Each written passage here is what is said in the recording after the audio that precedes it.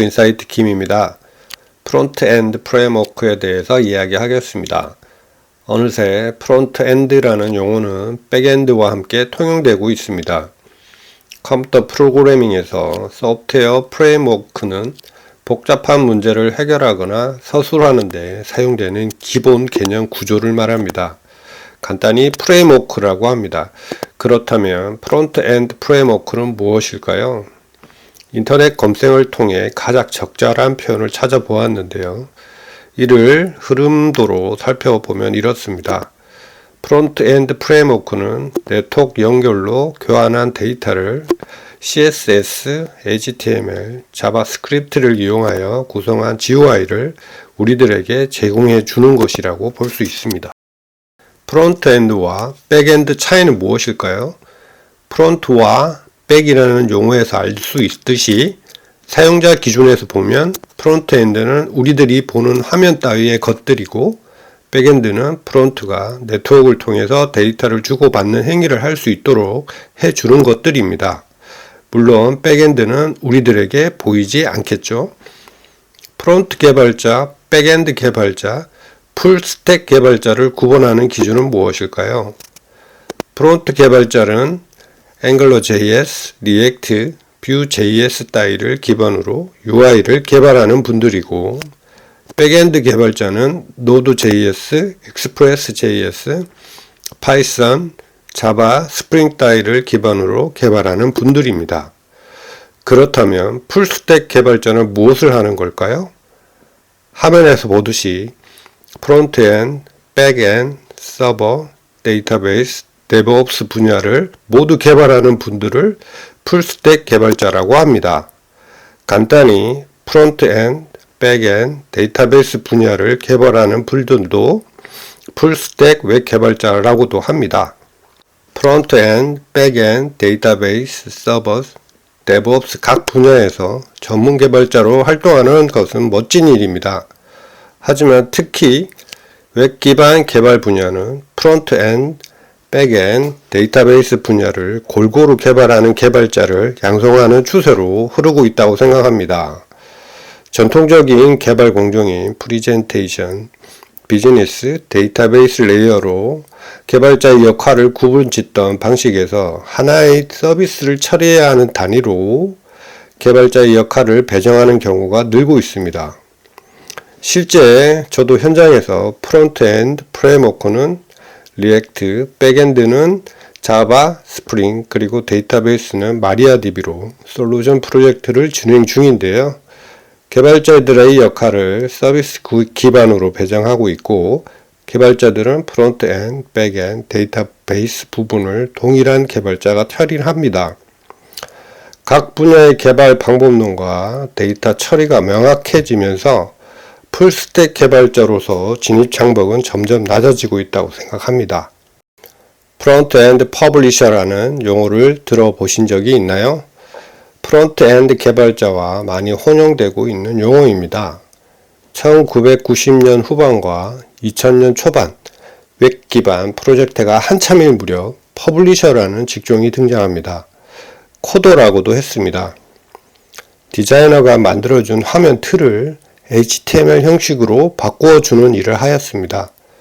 프론트엔드 프레임워크가 세상에 점점 알려지고 웹 개발 공정도 함께 개선되므로 퍼블리셔와 프론트엔드 개발자의 업무가 많이 겹치는 현상이 나오게 됩니다. 실제 10년 이상을 퍼블리셔로 활동하는 동료의 말을 빌리면 최근에는 퍼블리셔와 프론트엔드 개발자의 역할이 겹쳐 퍼블리셔 분들이 딜레마에 빠지는 경우가 있다고 합니다. 개인적인 의견이지만 퍼블리셔 경력을 가지고 있는 분이라면 프론트엔드 프레임워크를 조금 학습하면 금방 프론트엔드 개발자가 될 수 있다고 생각합니다. 이런 사례도 보았고요. 앵글러.js, 뷰.js는 퍼블리셔가 생산한 HTML을 템플릿 형식으로 구분할 수가 있어서 앵글러.js, 뷰 기반의 프로젝트를 수행하고 있다면 퍼블리셔와 프론트엔드 개발자의 역할을 구분하는 기준이 될 수 있을 것 같습니다.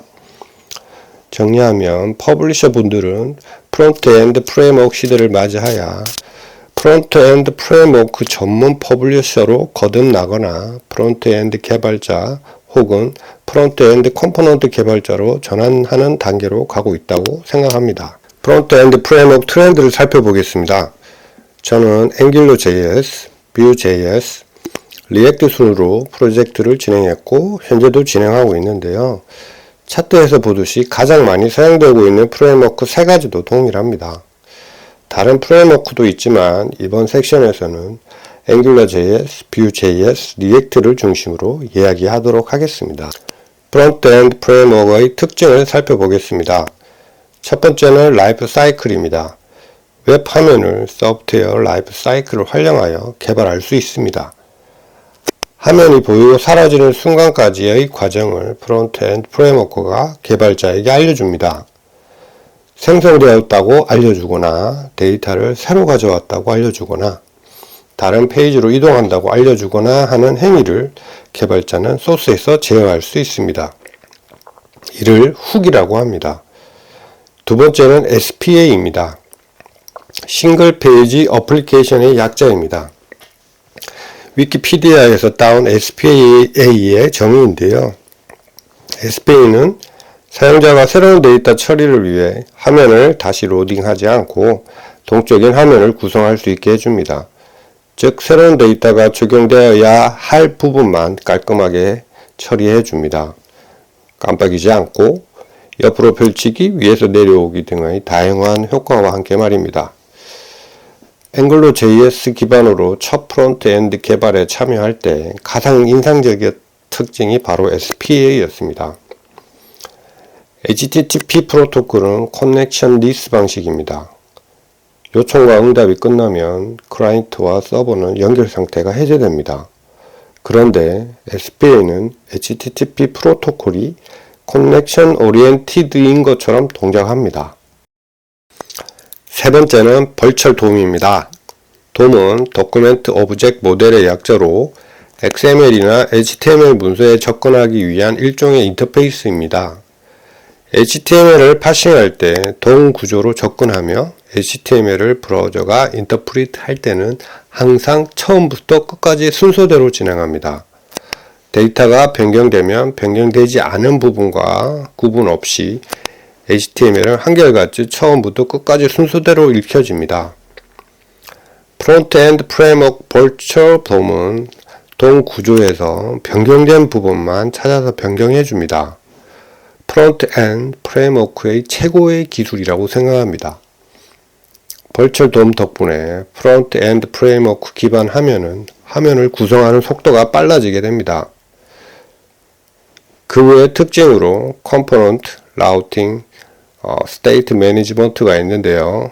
이 부분은 세부 프레임워크를 이야기할 때 다루겠습니다. 이번 인사이트는 여기까지입니다. 다음 시간에는 앵귤러.js, Vue.js, 리액트에 대해 알아보겠습니다. 감사합니다.